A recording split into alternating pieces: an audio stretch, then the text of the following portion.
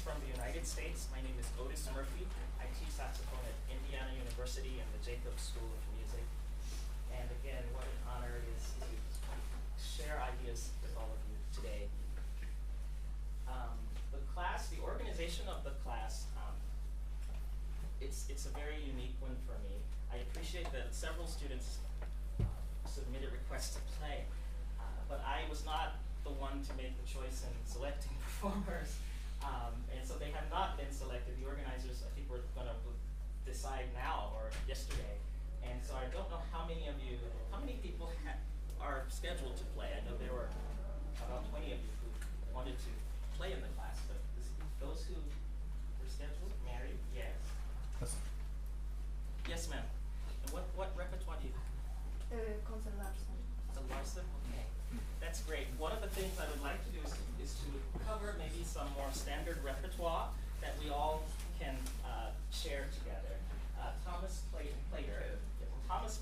contacted me, and he's been working on a piece that I think is brand new for me, but it's one that I think he's very, very excited about. And Ms. Fredison has agreed to play with him on very short notice. So we will have 3 performers, and then we will play it by ear. Because this class is let's have it as a master class and a clinic. We talk saxophone, we do what you guys want to do. This is for all of us, and I'm gonna be like a sponge today. I love this. So without further ado, let's welcome our first performer, Thomas Plater.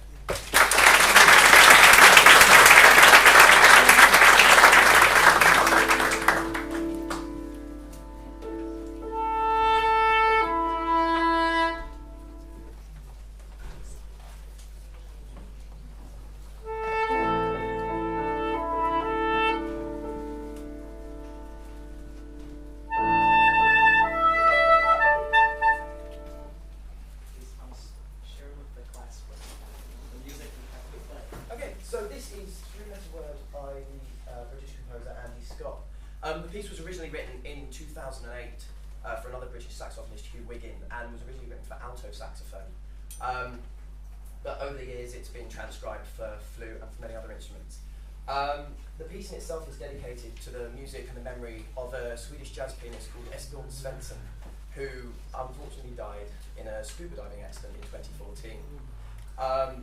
And so there are quotes from part of Esbjorn's pieces, and the piece is a dedication to the music and to the memory of him.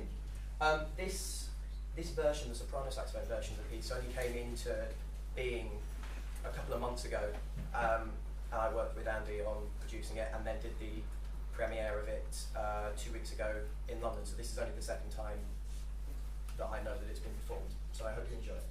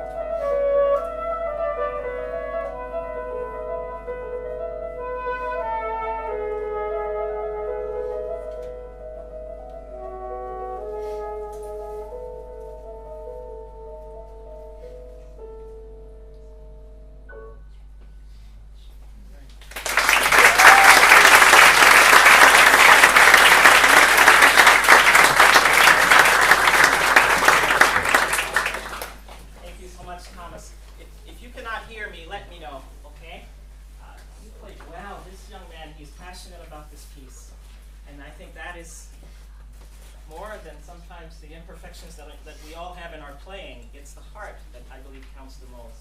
And so you owned this. I love that. And thank you so much, Mrs. Trevison, for your work on this.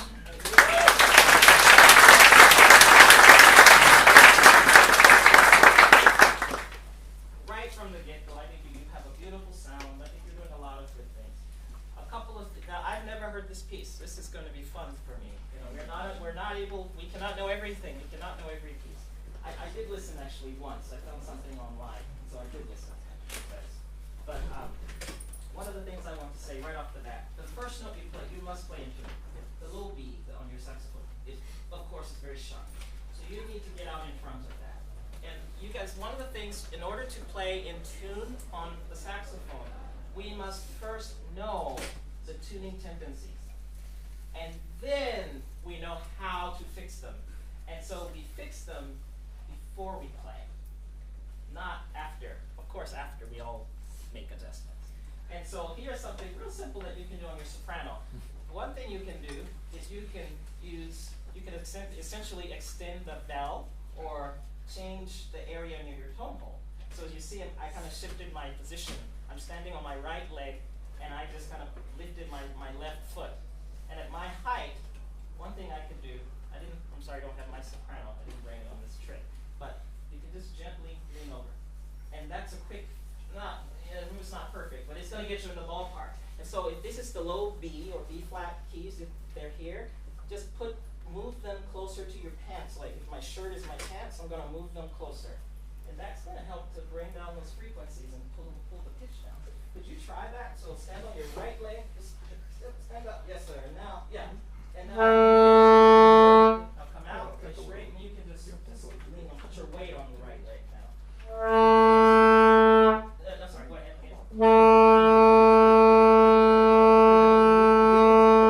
Hear that little change? And now play again, and this time you've got to get it closer to your body to start in the position. You might have to really kind of bend down.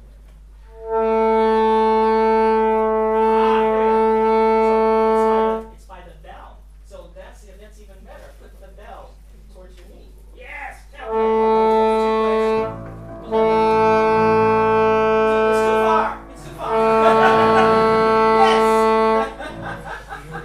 You see it? It's very powerful. So we need to understand the acoustics and how the saxophone works. One thing is important. When we play, say, a G on our saxophone, all of the tone holes are closed until the F sharp below that. So anything you do to the F sharp will have a huge impact on that G. You can actually do things with the D, F, the low B flat key. It's not going to affect it so much. Well, B flat key will make you play a G sharp. You understand? So that's what you did. It was excellent. So we start from the beginning again. Take your time, get that perfect low B, just as an etude. Just kind of sit there for a minute, and then move.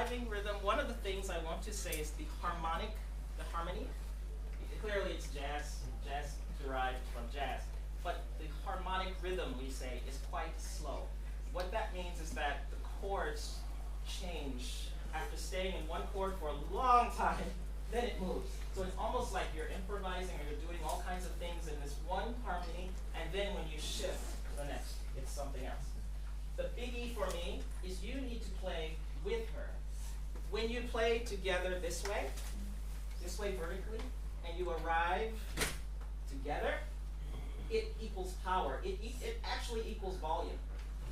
Okay? So, could you guys try this again? And I want you to play, play, play, and Dr. Crimson, when you get to a chord change, just stop so that we all know. Please. From the Allegro. Thank you.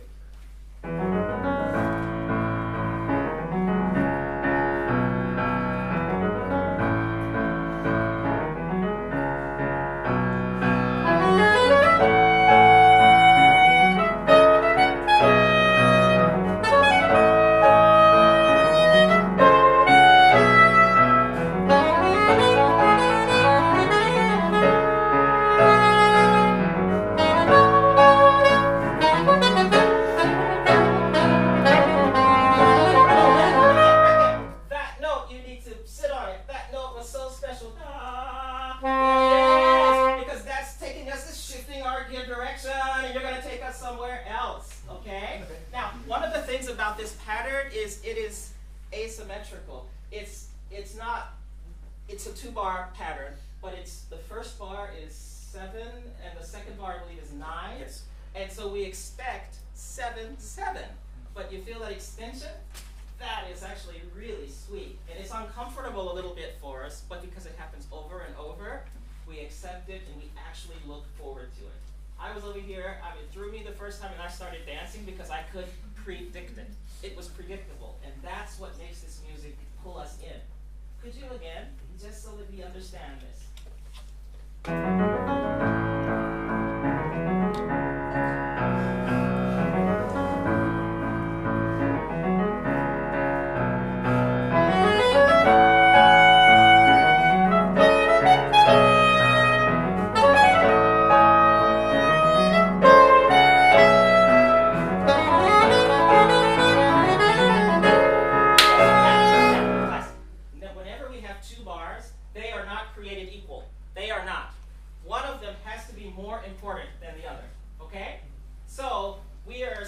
Playing, the word for this is hyper measure. We're playing in 2. And so there's a downbeat and an upbeat. And what we need is every time you arrive at that downbeat together, oh, you need to really sing it and sell it to us.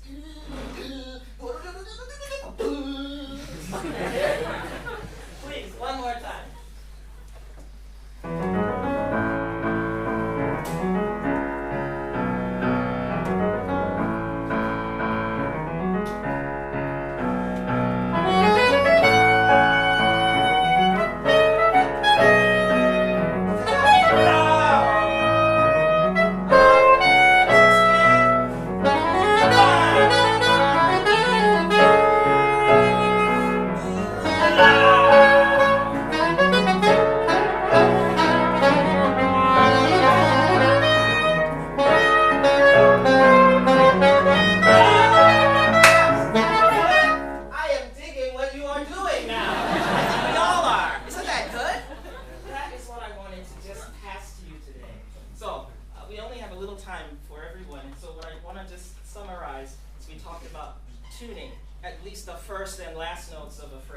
Let's make sure they're in tune. And take time, create etudes together as a duo. It's a duo. And try to, don't just play your part, try to fit your part within hers. And that means saying, hey, I need a pedal tone just for Mata, and just play the note, and you find what you need to do and fix it. And what did we say? To play a tune on our saxophones, first we must know the tendencies. And so what I want to recommend to all of us is you make a little chart. And I'll share it with anybody. I have a blank chart. You send me an email, I will happily share it with any of you. And what you can do is get a friend who has a tuner. You get your first, like F sharps in tune, and then you go through blindly and you play each note on your saxophone. Now, a lot of us play the similar or practically the same saxophones, just different models. You know, they're so close to one another in so many ways. You will see that we are similar, but Thomas, only you play your saxophone the way you do. And so it will show how Thomas plays his instrument. And once you see this kind of, these dots that your friend marks, and then he or she connects those dots, you will see these trends. It's like a map. I call it mapping. And you learn where you need to put those notes. High D is a sharp note, and you know exactly how sharp it is. So therefore, before you play the D, you need to adjust in some way. Just put it in the sweet spot. String players do not have keys, right? We do. And so when we play a B, we get B. We get B with all of its good and all of its bad. We get the tone, the response, and the tuning of B. Whereas a string player can slightly tweak that note based on just intonation, based on the needs. So it's difficult for them, but that's their world. For us, we finger a note, that's the note. So we need to learn how to fix it, whether it's here or mechanically or using the keyboard. And the final thing I want to say is just, it's all about this music. And I just love your soul and how you're into it. Really make it convincing by creating upbeats and downbeats. And the obtuse or the angry or this asymmetric phrasing is actually sweet because it's just not expected. But oh, it becomes so powerful when we hit that downbeat again and it just vibrates, especially when we hit it together. All right? Thank you very much. Thank you very much.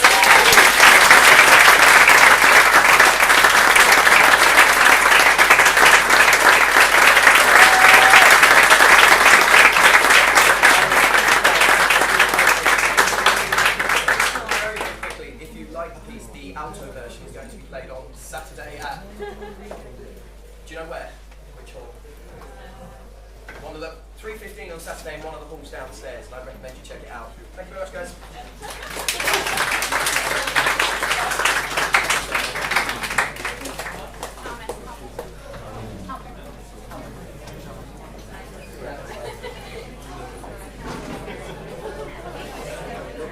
Emma.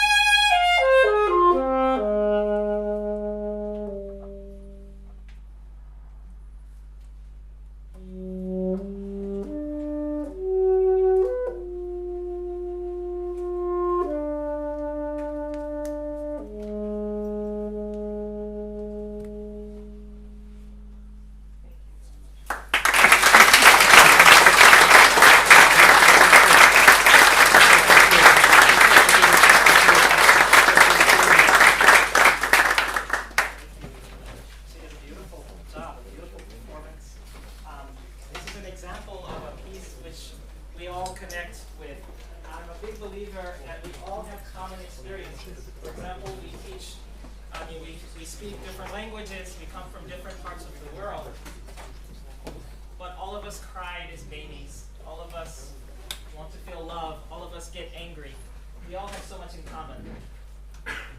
And so that's why I appreciate that Mary brought this piece. I will have the great pleasure to play this at the end of the Congress. And my interpretation is different.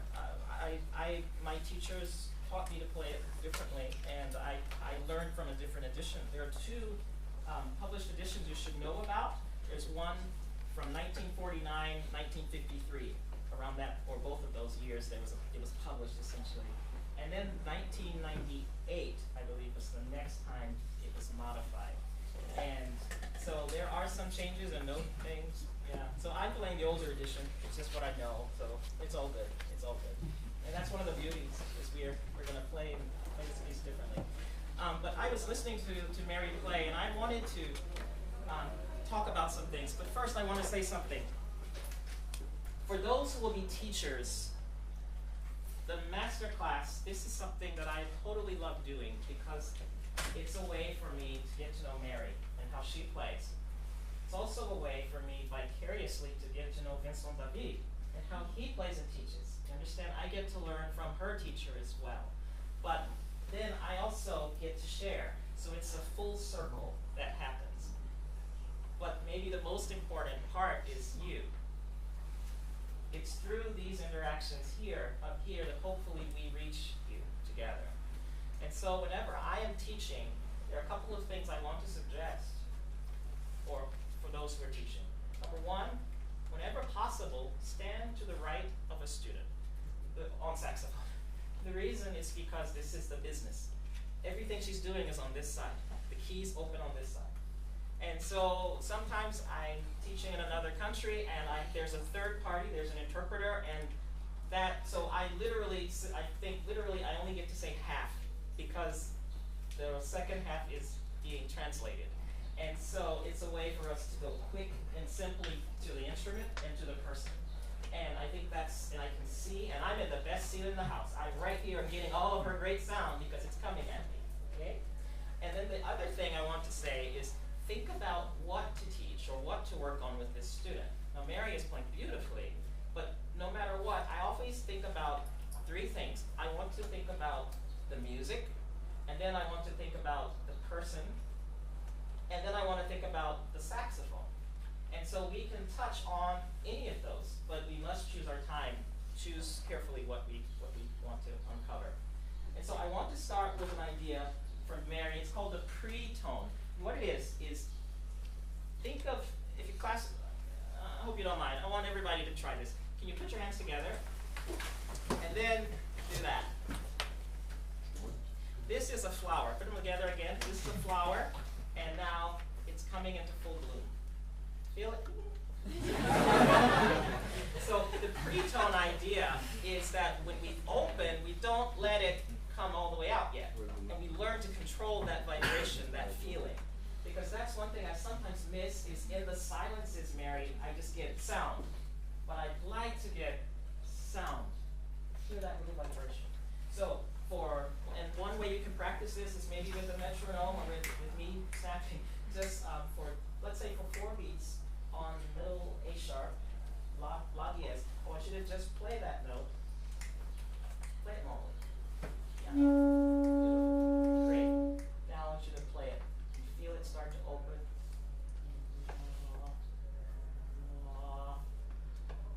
Can you say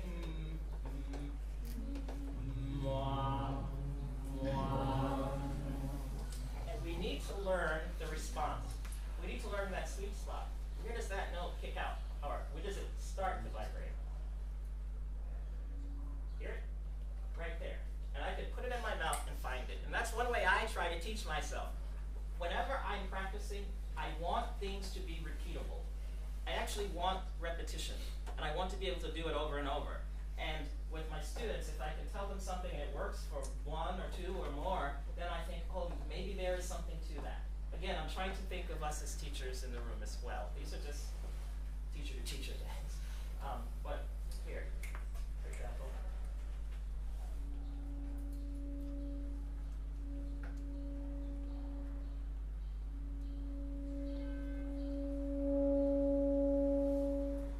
And I just open it. I don't push it down, I just let it pop open. That's good. Okay.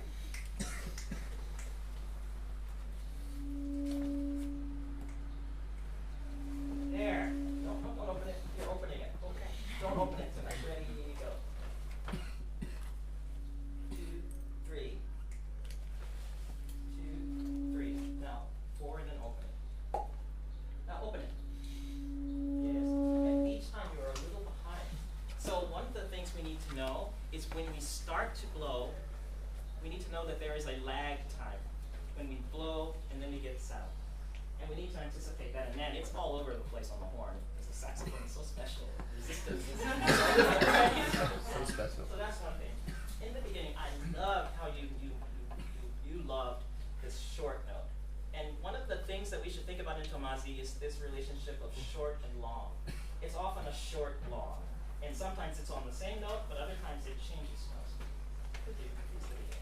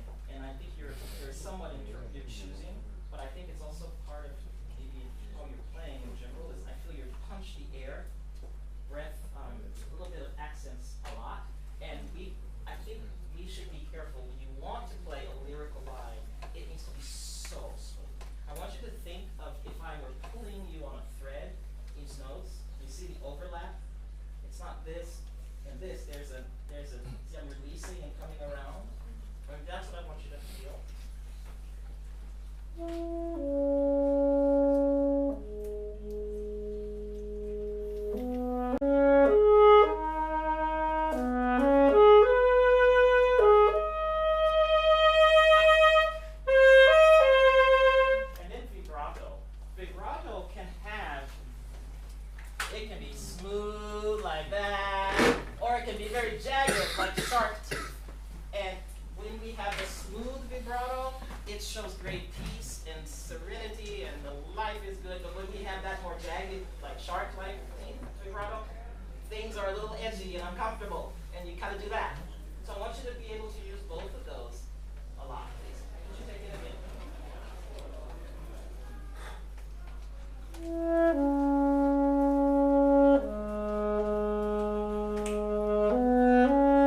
Yes, good. Push, push. One.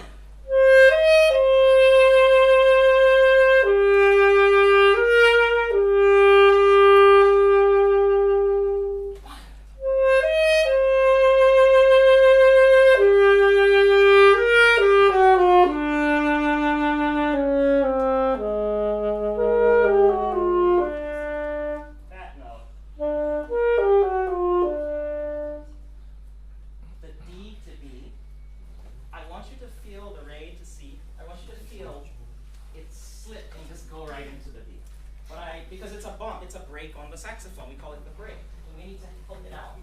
One way to help is it's what we do between notes to create a sense of legato, but it's also what you do to the note before the one that's problematic. I want to suggest that you lengthen the D because it's going to bleed in more easily. So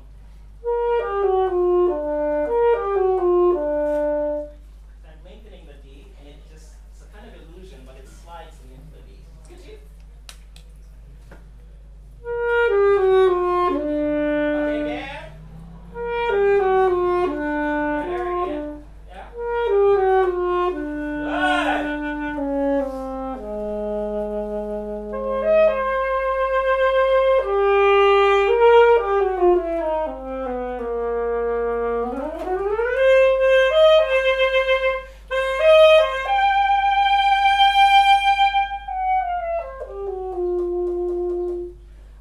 I'm a big believer in low B key on D when I play D, but one of the things it does is it's like a lid, and it closes our sound. And my sound is inside, and so I need to either blow a more focused air to compensate for that inside feel, or I need to learn to adjust. Can you, please?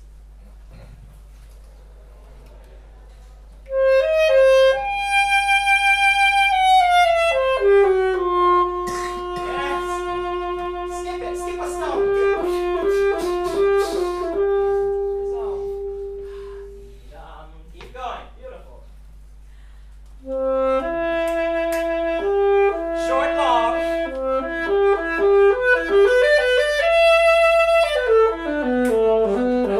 Surprise. Yes. Very good. Yes. Thank you.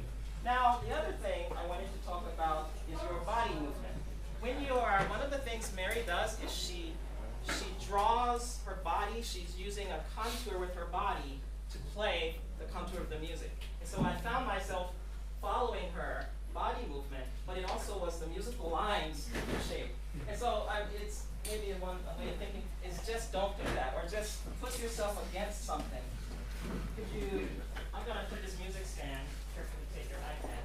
I'm going to put this music stand, and I want behind you. Could you, yeah, and I want you to always feel the music stand against you. Play anything you want. Play any part you want.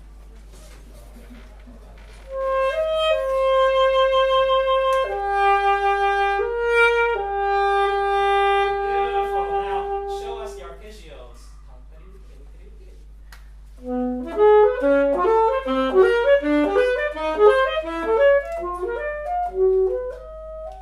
Yes. So I've got you you're kind of stuck here, right? But it's a reminder. It's something you can do in your own practice room. If you feel like you're moving, or if your teacher maybe says, you're moving a little too much, Otis, to me, and I'm like, okay, I'll go in the practice room and I'll find something to kind of hold me and make me correct it. And it's a simple thing. Just stand there with something that you're touching that stand and keep contact. Now, I just want to do one more thing because I know we don't have a lot of time. I want to say, I'm sorry. That's that's a hard little lick right there in some ways.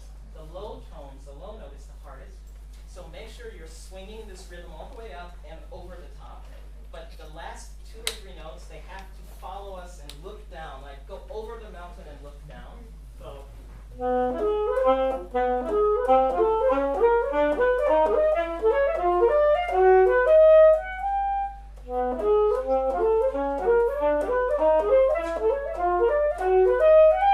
I'm trying to at least let that little hiccup at the top be heard.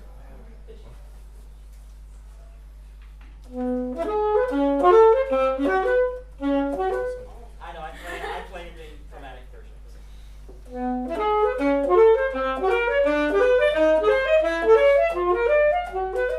So, Mary, little detail is to me, you're losing the swing rhythm or this at the top. Okay? So those are, I think we're out of time, but those are the things that I wanted to talk with her about today. Where I didn't get to loud soft, but maybe we can cover that later with another student. But we talked about being careful with how we use the low B key because it does fix our tuning, but it does cover the sound. So it's like a lid that covers. So we need to find a way to create a feeling like that lid has been opened.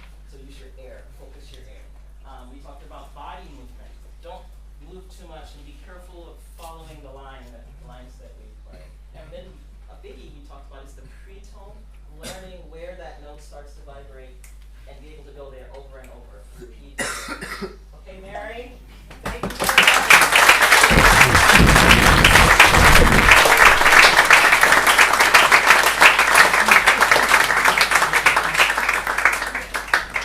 We have Larson next, I think.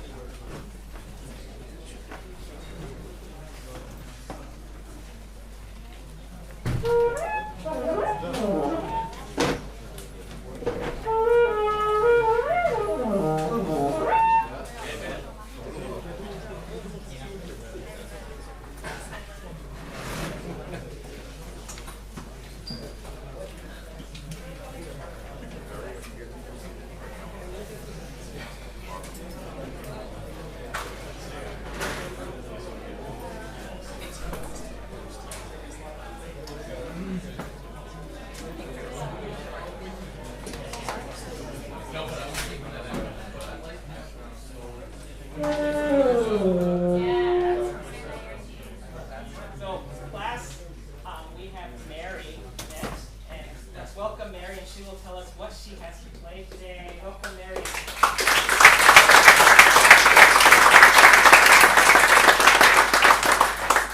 Hello everyone, I'm from Poland, I'm Mary, and I would like to play first movement of Larson.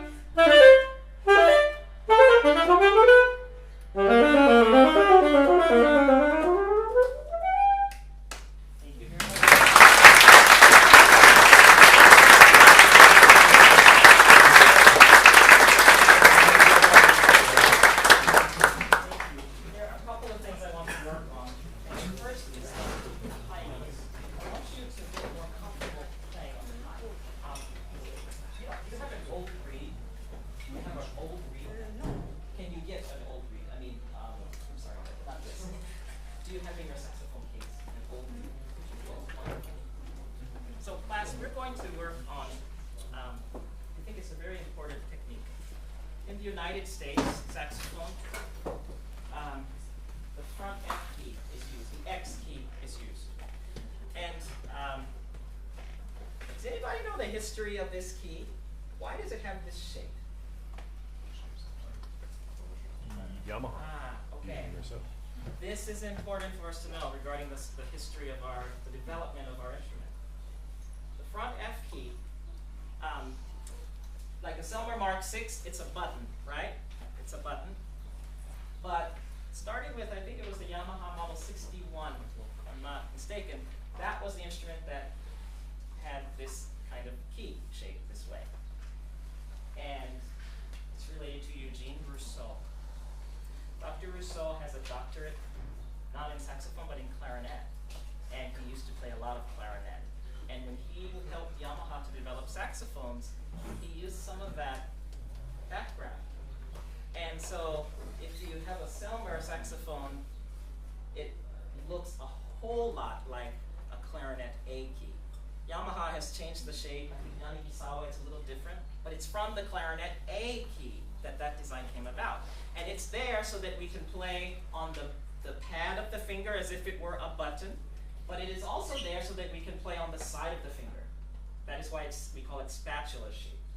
And so in the United States, many of us saxophonists use that front F key for general playing. I don't use it a lot myself, but I know many schools of playing in the country do. And so one of the things I want to have her do is learn to use this reed to imitate that front F key. So what you will do is you will take a reed. It's okay. And I like a reed because, and I'm not going to break it, Mary, but I like a reed because it's beveled. It's flat on the bottom, but on the top it's at an angle. And this is how it's like an axe shape. So what we can do is we can use it on the saxophone F key to hold open the high F key. And when you use the tip part of the reed, this key is barely open. It's barely open. Can you see that, everyone? So it's like a leak. It's like I'm leaking open this key. Can you see it? And it acts as, we call it a vent. And what happens is when we play the saxophone, what interval does the saxophone normally overblow? It overblows an octave. But as the saxophone becomes shorter, the tube becomes shorter, that octave compresses to become a sixth, the interval of a major sixth on alto. And so what happens is you can use this to imitate the front F key. And so this acts as my new octave key, if you will. Okay? And so this is how it works, is you put it in here at the front, and you'll practice playing G sharp, sol diez, la, A, la diez, and then other fingerings as well. 1 and 4 as well. And what you will find is when it's just in there a little bit, you can do these things. It works. But as you start to slide it higher and higher up the angle, it becomes progressively more difficult until finally you are on the bark of the reed. And that's the maximum opening. But here's the fun part is that when you take that reed off, you will find that your high F key comes down. Look, do you see this, Mary?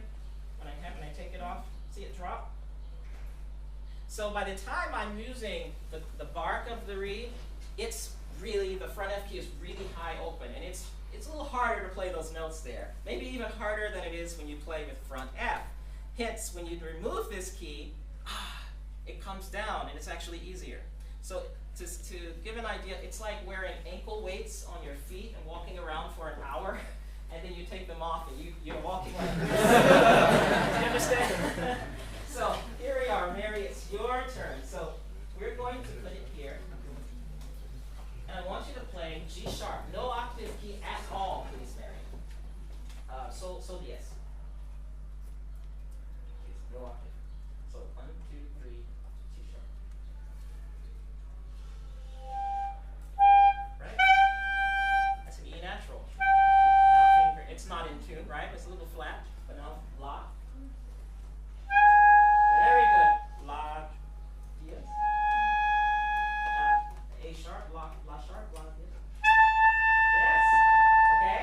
Now I'm going to go ahead and I'm going to move this reed to a new location. Do the same exercise. Just do the same exercise, Mary. G sharp, sol diez. Great. Go ahead. 1, T A, T A, T A. Yeah. Good. Yes. And so we're walking up the saxophone, and now I'm going to go right to the bark. She's very good, right, class? Yes. Very good. Okay. Now do the same exercise. Here. It's harder, but she's yes. Good. 1 T A. 1 4 T A. Yes. 1 T A. 1 T A. And 1 T C. Yes. That is great. Now we remove it, and look, it's going to come down. See? Oh, sorry. You have to have, now, when we remove it, we have front F, and it comes down a little bit. Now play front me.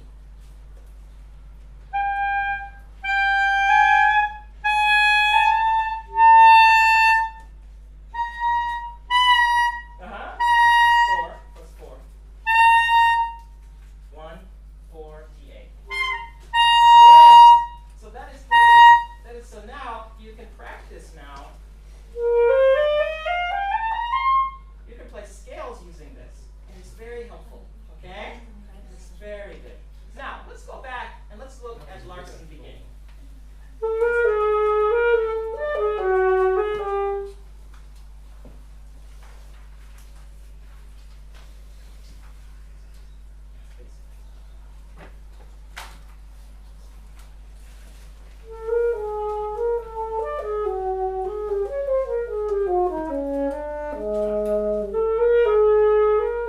I want you to feel like you're stirring soup. You're just like you're making great soup, and you're oh yes, you're stirring really good. So it's not no. Again.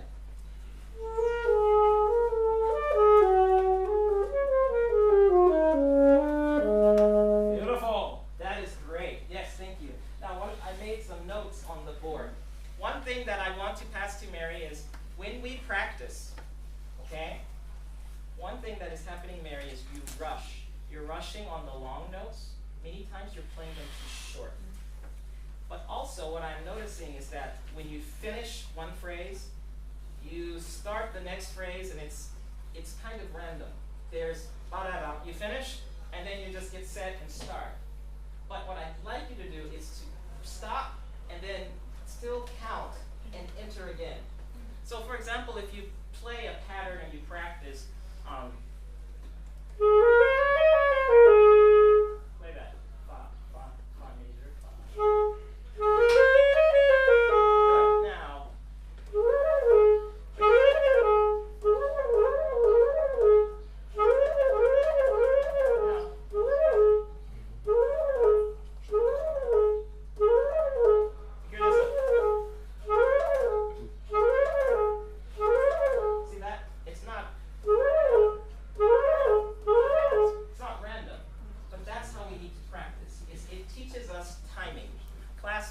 biggie that I want to share. I see my Indiana student in the room. Sean Bradley is from my class. 5 T's. I know you know them. And you're from, yeah. Sorry, some of my students are in the room. Sean, yell it out loudly. What are the 5 T's? Oh, on the spot. Okay. Tonguing, timing, tuning, tone, and I always forget the head. Technique, yes! So, what I want to say is use this as the core of how you evaluate your own playing. Think about I call it the 5 T's. Could you repeat them back to me? Let's say 5 T's. 5 T's. Tone. Tone. Tuning. Tuning. Tonguing. Tonguing. Technique. Technique. Timing. Timing. Okay? Tone. Tone. Tuning. Tuning. Tongue. Sorry. Beginning again. Ready? Go. Tone. Tone. Tuning. Tuning. Tonguing. Tonguing. Technique. Technique. Timing. Timing. Tone. Tone. Tuning. Tuning. Technique. Technique. Timing. Timing. Timing. Timing. Okay? The 5 T's. And so we all must play with a beautiful tone, and we must play in tune. You will not get a job more than once if you cannot play in tune. You can play in tune. Okay, so tone, tuning. Tonguing is how we enunciate, how we articulate. We use articulation in our playing. Technique, I think of a word as fluidity and fluency. It's how we move around. We all want to move around easily. And then finally, timing. You must play with impeccable timing. And I want to take time. I'm going to say this. It's one of the things that my students in Indiana know that I want to talk about that's so important in class. Is to be able to play with really accurate rhythm. And I think we should look to our string friends. I really do. And I'm sorry, my students, you know what I'm going to talk about. Just let me talk about this and then we're going to talk. Because Mary, I think this will help you. I call them the Galamian scales. Does anyone know who Galamian was, who's not my student? Violinist, yes. Galamian, he was an Armenian violinist. He was born in Iran. And then when he was a child, he moved to Moscow, to Russia. And he really grew up there. But he was one of the great violinists, one of the greatest ever. And he moved to America, to New York City, and he joined the faculty at Curtis, and also at the Curtis Conservatory, and also at Juilliard. And he created a mecca for string violin. And what happened was his technique of these scales, they've been adopted to cello and all of the other strings. And I learned this now from my little boy when he was 6 years old playing cello. He was practicing his cello scales. And I thought it was just the coolest thing because it's a rhythmic acceleration, but it's very methodical. And what it is this. Now, this is not Galamian scales. If you go to your string friends and say, hey, I learned Galamian scales today, and you play it for them, they're going to say, man, that's not what we do. This is Otis Murphy's interpretation of Galamian that I learned from my little boy, who's now 13. But here it is, Mary. I hope this helps you. Say 2, 3, 4. 2, 3, 4. 5, 6, 8. 5, 6, 8. Okay, so those are the rhythms we play. Duple, triple, 16th notes, quintuplet, sextuplet, 32nd notes, or 8. And that is how you learn to play one rhythm to the next. Now, string players, they can play on one bowing, one note, or mini notes. So that is what it's a study of the bowing. Here, they can play ta-dam-bi-dam-ta, or they can do it that way. But it also teaches them to play the left hand, to play it in any position with great tuning. So it's good for string players on both ends. That's probably why it's used so much. But our version is just, we're going to play scales using these rhythms. Dana, would you mind helping? And Harrison, would you guys snap just around 6 feet? And I'm going to play these Galamian scales. So, do you mind? Thank you guys. So, let's play Fa major together. Ready, and 2. Ready, and go! Fa.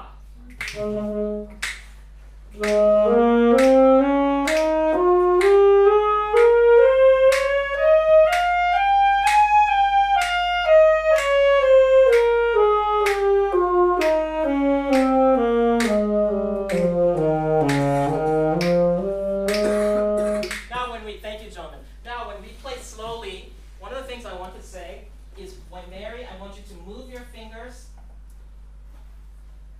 at the last second for each note. Don't change early. Just hold the note as long as you can before you must change to the next note. But you should, class, I want you also to do this. Can you finger C major scale, but just it's like you're really sluggish.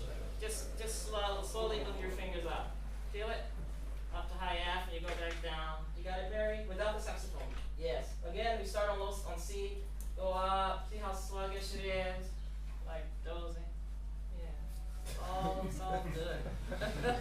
All right. Now, there is a fluidity. It's like water, right? It feels like water, what you're doing.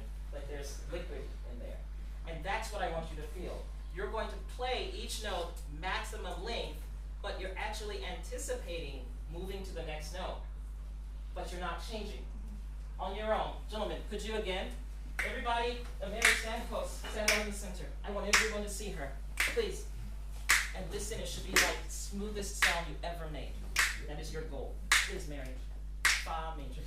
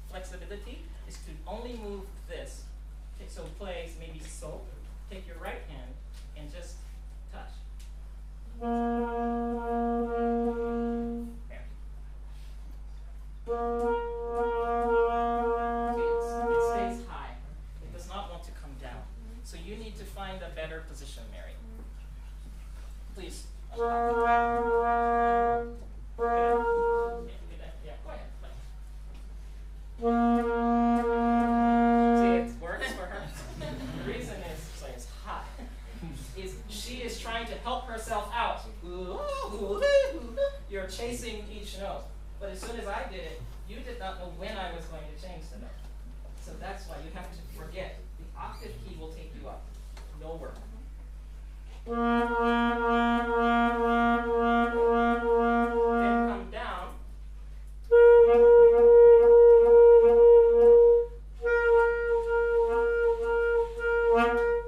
So you're too high or too low. You need to find the middle. So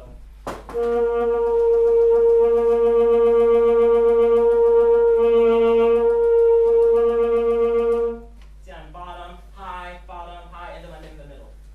So what we do is we actually can practice the mistake, and then we learn how far the mistake and the correct are.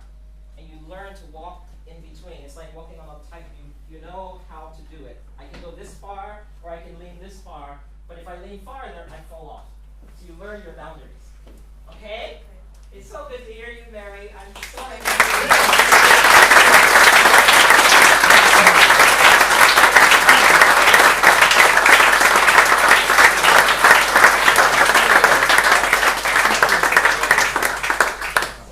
Class, what I would like to do is just simply ask you, now, and we've had 3 wonderful people join and play. Are there any topics you all maybe want to talk about today together for the rest of the time? I just want to have time to invest in all of you. You've spent so much of your time. So let's talk about something. Yes, sir. Could you talk about your teaching philosophy? Sure, my teaching philosophy. Sure. I'll be happy to talk about that. I believe that a teacher has to absolutely be his or her students one of the hugest fans of your student. And we are in college, we are in a very privileged position because we have many students audition for our schools and we can select students. But it doesn't, that's not why we're passionate about them. It's, if this young person wants to learn the saxophone, and if this young person is passionate and it's in here, and I want to help them. And regardless of the talent sometimes I mean, they have to have some talent there. There has to be something there. But once you recognize that, and you take that student under your wing, I believe I need to be a believer in that student. But at the same time, I need to hold that student accountable. I need to hold that student to a certain level. And in order to hold my student to that level, that means I better be working on my playing myself. Okay?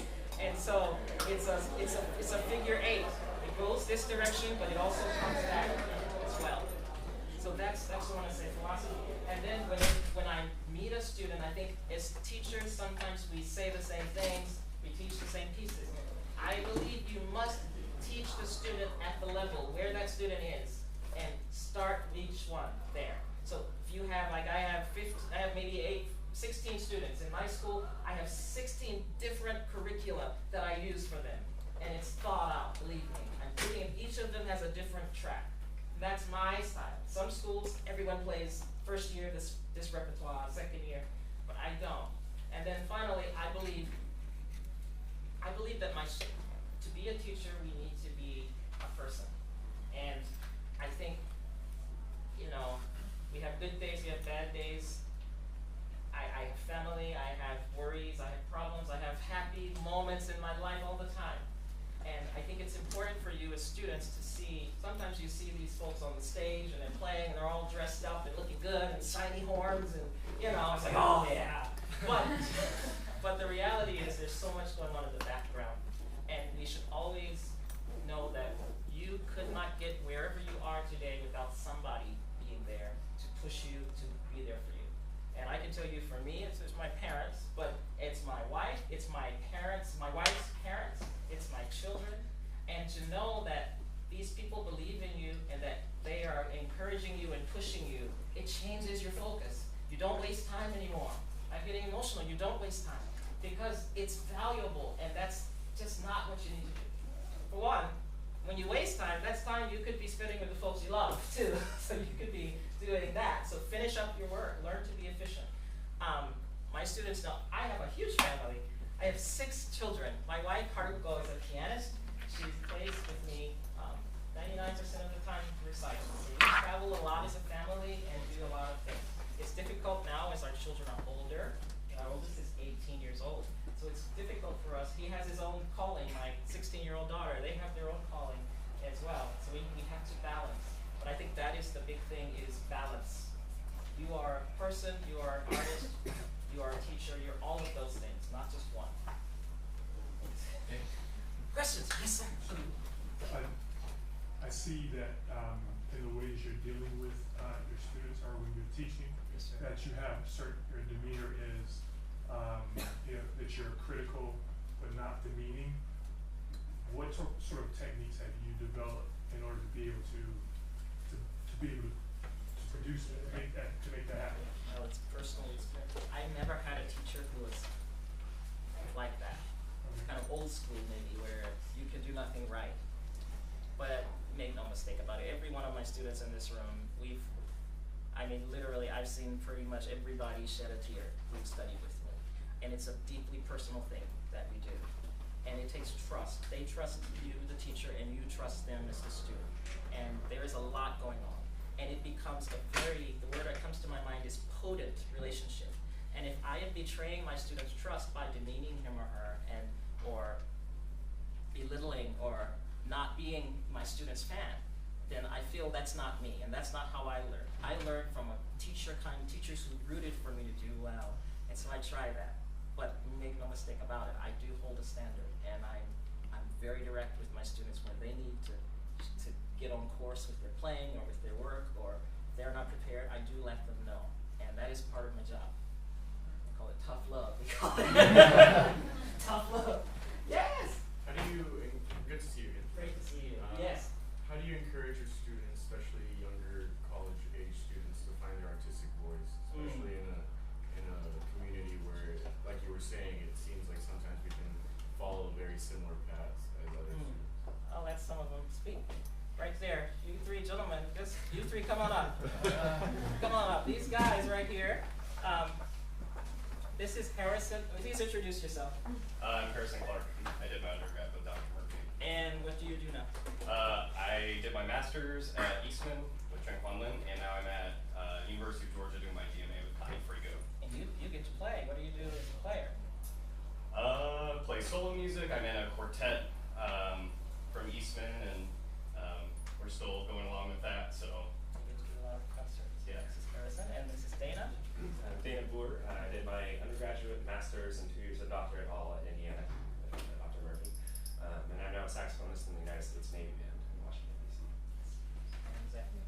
I did my performer diploma and doctorate at Indiana University with Dr. Murphy, and I teach at the University of Missouri, Kansas City Conservatory of Music, and play in the prison quartet. So these guys, ask them that question. To answer the question he just asked, how did you find your artistic freedom when you were a younger college student? Well, personally for me, I remember in many lessons, Dr. Murphy would tell me, I don't want you to have a sound. I don't want you to play a certain way. He allowed us to have the freedom to find ourselves, and he would be encouraging and teach different ways, give recommendations, and certainly play a lot in lessons. So undoubtedly we emulated his playing, but he never encouraged that. And the remarkable thing about that studio is everybody plays differently because of that. I think some teachers kind of want their students to have a certain sound, a certain articulation, a certain style of playing. Dr. Murphy was never like that. And through that, it allows you to blossom as an individual and find your sound. It takes years, but it was a remarkable thing to go through, and I think all of us can attest to that. We all played, the 3 of us played very differently from each other. But I feel we're all good musicians in different ways, and that's because of the freedom that Dr. Murphy allowed. Does that help a little bit? You want to add anything about how you guys grew? Yeah, sure. Just kind of like the previous question that you asked, I think that whole trust thing really helps in terms of really finding your artistic voices, that you walk into a lesson and you know your teacher's there rooting for you, and you know that you're in a safe space where you can create art and have a critical ear, but somebody that is a professional that's going to develop in someone that's actually invested in you as a person. And I think for me personally, that's I thank Dr. Murphy a lot for that, because he helped in that regard. Like, it would have been way different had I studied with somebody who, could have told me what I was doing wrong and constantly dashed me, but I don't think that would have helped my confidence as an artist. Thank you guys. And Zach. it extended beyond the studio as well, or beyond the lesson to the studio where, you know, there was a feeling of being a family, and that we could trust each other and learn from each other. So I think we came from all over the country, all over the world, and influenced each other and supported each other. And while the teacher is your biggest fan, we're each other's biggest fans too. You know, we're still supporting each other to this day. I think that's helpful. Thank you. When you have that network. Thank you so much.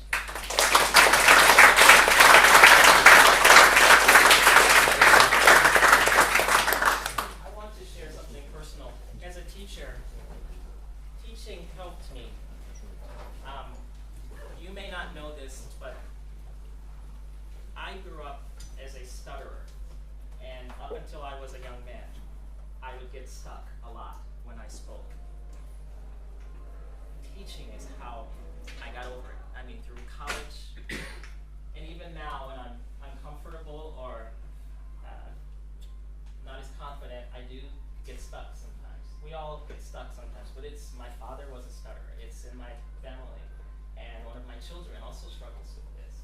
And so I'm opening up to you to share this because my students, and you probably would not realize that, but because I can speak to you so naturally now, but when I first became a teacher, I found myself struggling, and my students at first, they could tell it was just hard for me, and I thank my students because it was a safe place, and I mean, it's profoundly changed my life. Teaching has profoundly changed my life beyond this saxophone, which I love, and I think that is how we become efficient and potent teachers, is that we trust, we give, we take, but there's a whole lot more giving, and it should be a whole lot more giving than taking on both sides. Any other questions you guys have about anything? I'm just so happy to talk about everything you want. Yes, sir. Do you have a philosophy or a method to help your students find a mouthpiece? Find a mouthpiece? Sure. I do have a technique, and that is we get a whole bunch of different mouthpieces. I think that's important. I think what you'll find is it's a great time to play saxophone now, guys. I mean, these instruments and mouthpieces and all these gadgets we can put on our instruments, it's great. The technology they're using, they're called CNC machines, which are these, computer controlled, almost like a laser. The precision is just overwhelming. And who reaps the benefits? Us. And so I'll share what I play with you. I'm happy to share. But it's not that my students don't play other things. They play. But what we do is we will collect different models, or we'll borrow mouthpieces from other members in our studio, and I like to do blind tests. Just kind of hook up, have 3 or 4 people come, we sit chairs and we turn our backs. And another person's there, and they have the mouthpieces, and they give them to this person, and you play, and your friends make notes, and then in the end, it's amazing. That's the most blind of blind tests I could come up with. But of course, we all have concepts. And for me and my students, I talk about the 5 T's, and I talk about tone and tuning and technique and timing and tonguing, yes. And that's how we figure it out. And the mouthpieces, there's so many great ones. Dario has a new one out. Selmer has had some great ones for so long. There are just a bunch of them, Van Doren. There's so many. Nothing compared to clarinet, right? Clarinet is a whole nother world. But I play the Selmer S90 mouthpiece. I play the smallest opening, 170 opening. And I play the Dario 3+3 and sometimes 3.5 reeds, but mostly 3+ reeds. I have Ishimori ligature and Yamaha custom saxophone, EX saxophone. Thank you. Of course. I like that open approach. Anything you guys want to talk about more? Saxophone or life? This is really, I mean, I'm trying to be an open book, and this is why I'm here, and I appreciate my former students for coming, and you guys didn't have to do that, and they're great professionals, and my current students. Any other topics you guys want to talk about today? Yes, ma'am. What do you think about using mutes or using no mutes? Do you experiment with that, or? Yes. I do not use a mute anymore, but I have one. I have a few, and some of my students use them. The saxophone mute is quite common in the United States. In the American school use one anymore. One reason is because I learned to play the lowest note, B flat, in tune. The saxophone, it's very sharp, right? It's a very sharp note. And so it bothered me when I would use a mute and then that note was in tune. It does mellow the response down there. Think of it this way, the saxophone mute makes the saxophone less conical. It's like an ice cream cone and it makes it not as conical, a little more cylindrical. So in ways it balances the feel. But I found, and I can demonstrate a B flat, try to play it in tune for you. Once I took it out though, took out my mute and played, it drove me crazy that the low B flat was so sharp. And so I learned to play it in tune, and I'm using my tongue in a certain way to direct the air. Could somebody play on the piano? Play out of play maybe a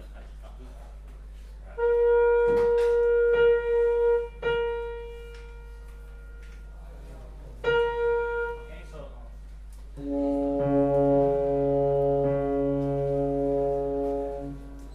I had to find it for a moment.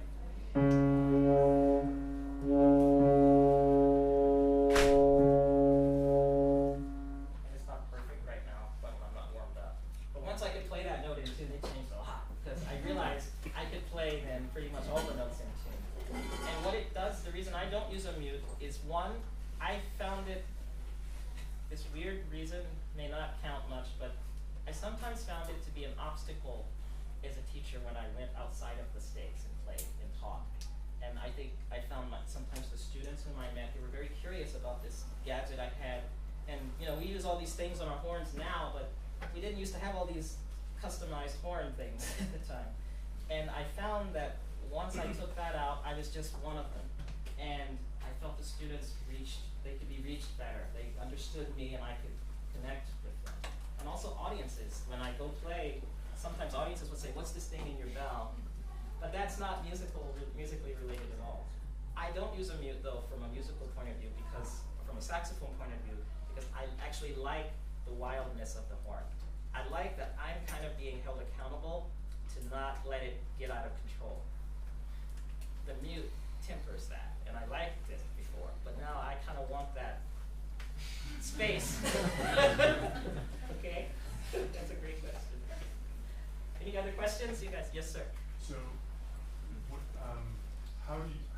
what method do you use to teach to forego the tendency to want to tighten up when you get into the higher register? Oh, octave. The octave leap that Mary was doing is great because if you're too high or too low, it's like Goldilocks. I call it the Goldilocks principle. Too little, too much, just right. And you learn that. So if you slur the octave and just let the octave key do the work for you to take you up, you will find that it's quite comfortable. And guys, the purpose of the octave key on the saxophone is that to take us up. It is not to bring us down. It's our job. For example, if you play G,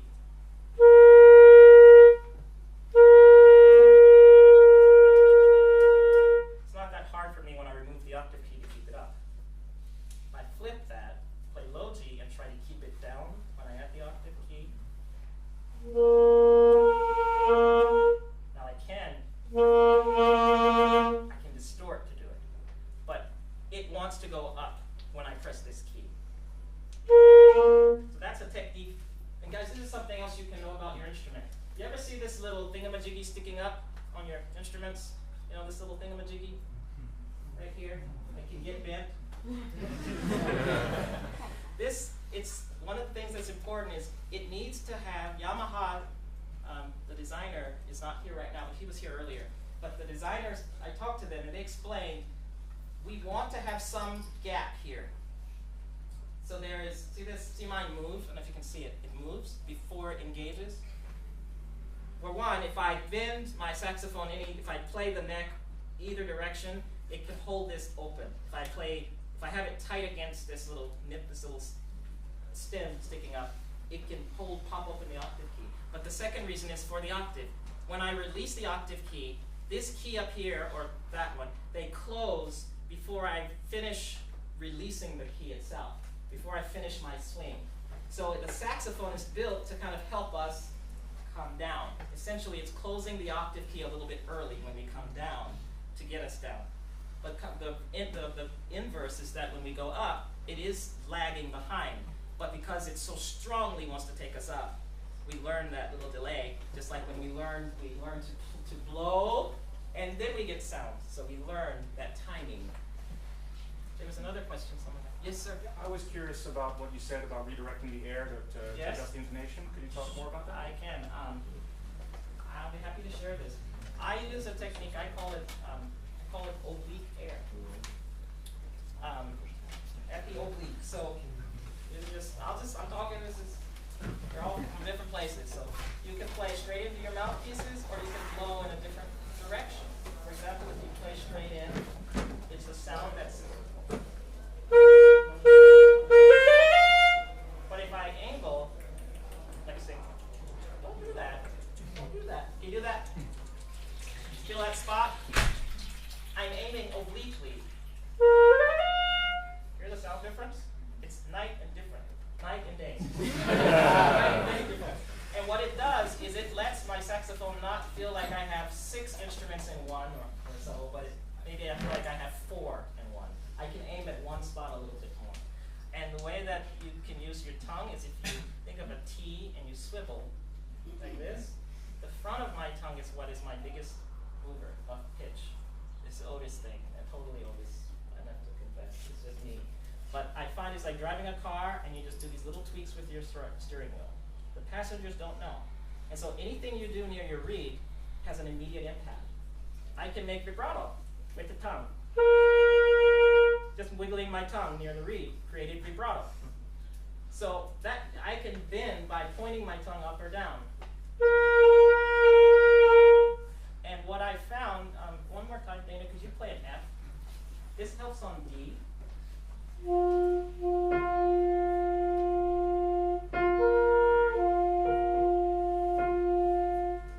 reed is a little dry, but you can see I can play reasonably in tune right now. And so that's how I'm using the front to kind of steer. It's like that. Who asked the question? I'm sorry, sir. It's like a steering wheel. And so that's how I adjust. But make no mistake about it, the back is moving too.